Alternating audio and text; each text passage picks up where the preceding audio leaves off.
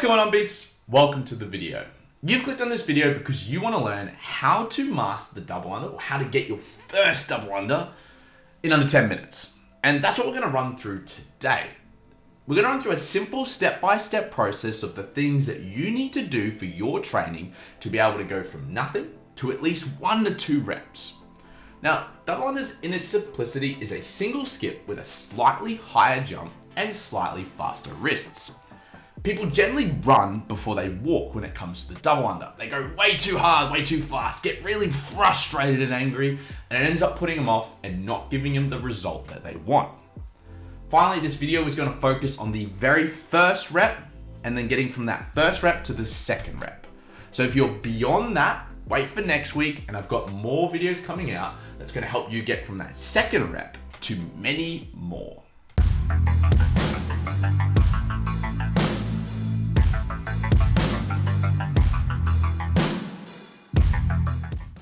We're going to start by running through the most important things to focus on in the beginning. Many people go straight to the double under without focusing on where their technique lies, the size of their rope, their positioning of their arms, how their body looks, what their technique looks like, how high they're jumping, and a range of different particulars that they aren't focusing on. Let's first start with the rope type. Now, ropes come in variations of sizes, widths, grips, girths. We're looking at what's going to be most comfortable for you as an athlete. Now, I can say confidently, for a beginner, a thicker rope with a thicker handle is going to be easier at the beginning because it gives you more awareness of where the rope is. It's crazy how I use this rope for fucking 10 years. I can't even adjust it. Look at that. It's so rusted. It's seen better days. It's seen better days. We get it. You're Rich Froning. Good old Rich. Just because you buy a Rich rope doesn't mean you're going to double under as good as Rich. No, I think it does mean that. That's what the $40 is for. You unlock his power. The best way I find to measure your rope height is by standing on your rope, pulling your handles up to your armpits, and making sure that that nut or that lock on your rope is in line with the armpit. That way, when you jump, it's only going to be clearing your head by a fraction of a couple of centimeters. Once you've established the rope type and length, we're going to look at elbow positioning. You would have heard it 1,000 times from your coach at your box, but if you haven't and you're new to double undering, you want to keep your elbows tucked in. The further our arms go out, the longer the rope gets. But also, the more you're going to be using your arms rather than your wrists. Are you finding double unders to be more of a shoulder workout or a forearm workout? If you say shoulders, you're probably not doing it correctly. It should be all in your forearms because your wrists should be doing all the work. Really focus on keeping those elbows tucked in that double under position. Now we're looking at body position. Your body wants to be upright and engaged. What you don't want to be doing is being too stiff, or alternatively, letting your body do what it wants. Whereas try and find the most efficient path without using technique. Generally, I see people kick their feet forward, bring their knees in, send their arms out, and a whole range of all three. We want to keep our body upright because the more efficient we are, the more reps we can do with the less fatigue. It's simple. It's like a gear system working in its most efficient way. Now that we've covered rope type, rope length, we've also covered the elbow position and the body position, you've got the basic setup to start your single skip. We're not jumping straight into the double under because, like I said, many people run before they can walk. We need to learn how we can walk before we can run. Let's start with the single skip and the progressions that you're going to follow. So, looking at the single skip, I would suggest 3 sets of 10. That's a great way to start, a nice manageable amount. Once we've done that for a couple of attempts, couple of days, depending on what level we are at the actual skip, if we've never skipped before in our life, this may be difficult for you. But if you find you're able to easily clear 3 sets of 10, I want us to do the single skip test. That is 50 reps unbroken by maintaining perfect technique. Now, even some of the top CrossFit athletes would actually struggle by doing single skips because they're so used to the rhythm and tempo of a double under. But for you, you're not used to either. So let's really focus on the 50 unbroken single skips. Were you able to achieve that? Well, let's move on in the progression. Next, we're looking at focusing on the power jump, which is going to be able to transition us from that single skip to that double under, but we're not going to be worrying so much about the wrists. We're going to start with single, single, then a single with a big jump. Then we're going to return back into that first 2 singles, rinse and repeat. Looking at 2 sets of 10, focusing on technique. If you're unsure of what your technique looks like, don't be afraid to set up a camera or get someone to film you doing these repetitions.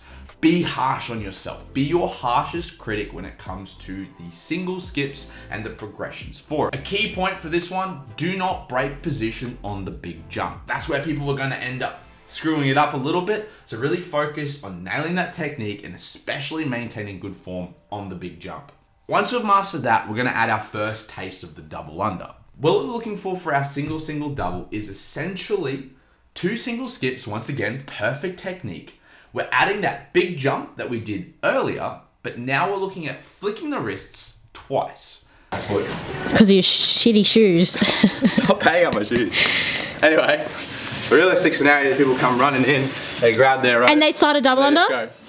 I can't even do it. Yeah. It's not even in my jam, so they just bang straight into it. So, but for me, single, single, double, it sets the tempo, which is for many people rhythm. You know, take a dance class if you don't have any good rhythm, but rhythm is going to be the key part. That's what I was going to say before. I really focus on listening to the sound of the whooshing in the rope. So when I hear it like coming around, I know that I'm ready to jump again. So I hear the whoosh, whoosh, whoosh, and you'll hear it too. Probably not as awesome as the way I just made it sound, but when you hear it, that's when you know, okay, I'm ready to jump again. I'm ready to jump again. And that's when the wrists are ready to flick again. Wrists are ready to flick again. But let's just really focus on that single, single, double. Looking for a bit more speed with our rope rather than our jump.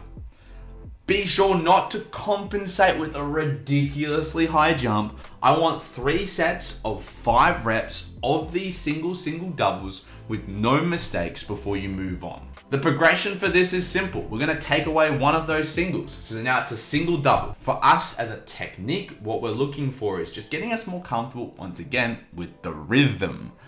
Single, double, 3 sets of 5. Once again, no mistakes, film your form, make sure it's perfect before our final phase of the movement, the double one. Can I ask? You can. Permission granted. How, let's say you've got the double unders like down pat. Yep. How do you get better at being faster at them? So speed in the double under, it relies on 3 different things. Number 1 is technique, being the most important. Technique is so important. If you're super efficient at the technique, you have the ability to speed up or slow down reps. Pretty straightforward. The 90% of the reason why people can do double unders super fast versus others, A, leverages. So obviously if I'm shorter, I'm gonna be able to do double unders quicker because I'm closer to the ground, lower the gravity, center of gravity. Obviously being lighter as well, all those factors play in part, but also like I mentioned at the start, your rope size and length will play a huge part. If your rope is only clearing you by this much, but you're able to maintain consistent double unders, that's going to be so much more efficient and faster than someone whose rope that clears them this much because the rope now has longer to travel. So it's all about travel speed. Think about just like physics and gravity. Like, you know, you're only going to be able to go so fast with a long rope. The shorter the rope, the faster you can go. The shorter you are, the faster you can go. Obviously you can't change your height, but you can change the height of your rope. Does that answer your question?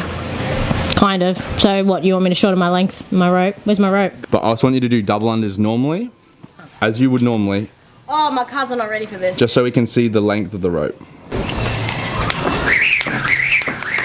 So 13 repetitions, good. Technique, good. The length of your rope, like I had to move the camera up to see the top of your rope.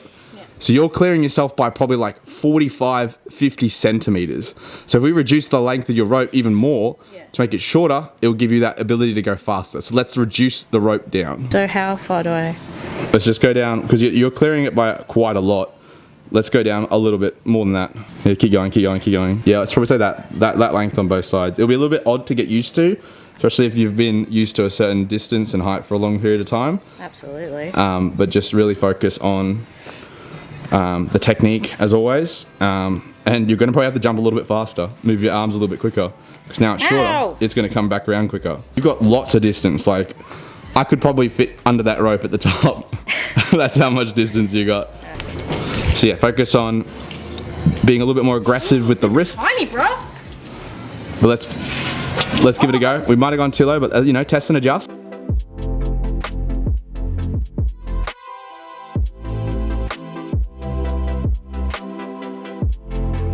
I reckon if we compare the times, you could see probably 1 to 2 seconds cut off the original time for the 13 reps.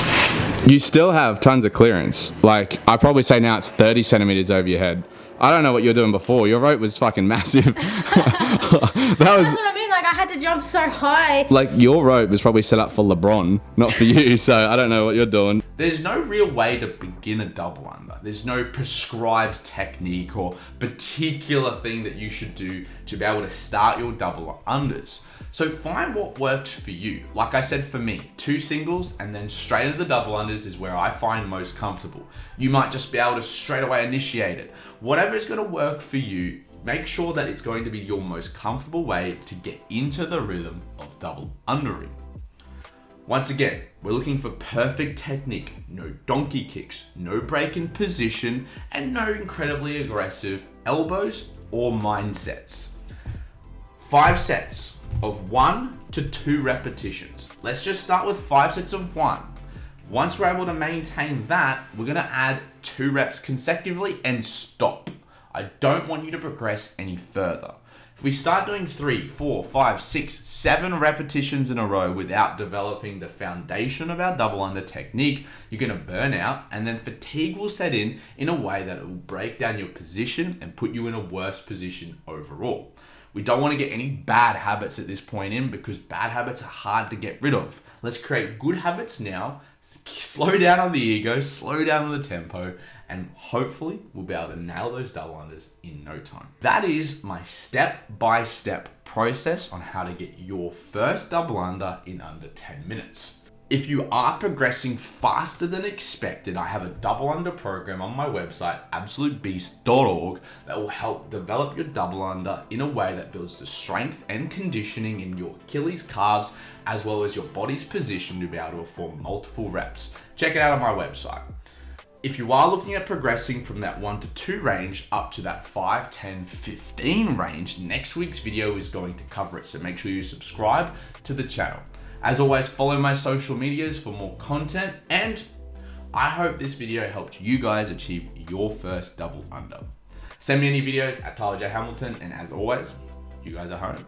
Stay a beast. Single double is how I actually start on my double unders. Some people are able just to like come into a workout like a realistic scenario. Oh my god. Realistic scenario. How did it even get caught out of my foot? Because of your shitty shoes. Stop paying on my shoes.